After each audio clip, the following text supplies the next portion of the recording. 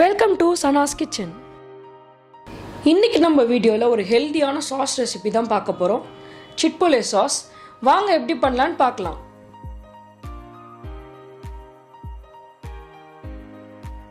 இந்த சிட்போலே சாஸ் பண்ணுறதுக்கான main ingredient வந்து க்ரம்பிள்ட் பன்னீர் தான். நீங்கள் வீட்டிலே வந்து இந்த க்ரம்பிள்ட் பன்னீர் வந்து ரெடி பண்ணலாம்.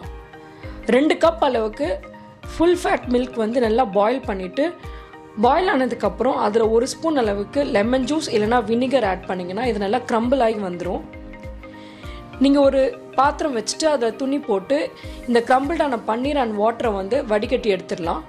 இப்போ ஒரு மிக்சியில் 1 கப் அளவுக்கு நம்ம வீட்டிலேயே பண்ண க்ரம்பிள் பன்னீர் வந்து ஆட் பண்ணிக்கிறேன்.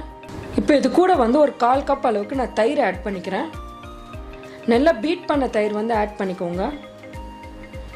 கூடவே ஒரு 10லேருந்து 15 பல் பூண்டு வந்து நான் உரிச்சி வச்சுருக்கேன், அதையும் ஆட் பண்ணிக்கிறேன்.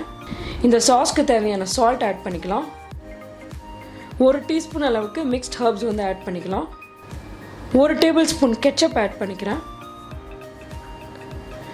1 ஸ்பூன் அளவுக்கு வீட்லேயே பண்ண ட்ரை சில்லி பேஸ்ட் வந்து ஆட் பண்ணிக்கிறேன். 1 tablespoon dark soya add பண்ணிக்கிறேன். கூடவே இந்த சாஸ்க்கு ஒரு மைல்ட் ஸ்வீட்னஸ் கொடுக்கறதுக்காக 1 ஸ்பூன் அளவுக்கு சுகர் ஆட் பண்ணிக்கிறேன். தண்ணி எதுவும் ஊற்றாமல் இது நல்லா வந்து அரைச்சி எடுத்துக்கோங்க. நல்லா அரைச்சதுக்கப்புறம் பார்த்தீங்கன்னா இப்போ நம்மளோட க்ரீமியான ஹெல்தியான சிப்போலே சாஸ் வந்து ரெடி ஆயிடுச்சு.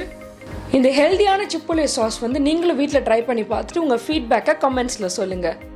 Happy cooking. இந்த ரெசிபி பிடிச்சிருந்துச்சுன்னா லைக் பண்ணுங்கள், ஃப்ரெண்ட்ஸ் அண்ட் ஃபேமிலியோட ஷேர் பண்ணுங்கள், என்னோட சேனலை சப்ஸ்கிரைப் பண்ணுங்கள். தேங்க்யூ.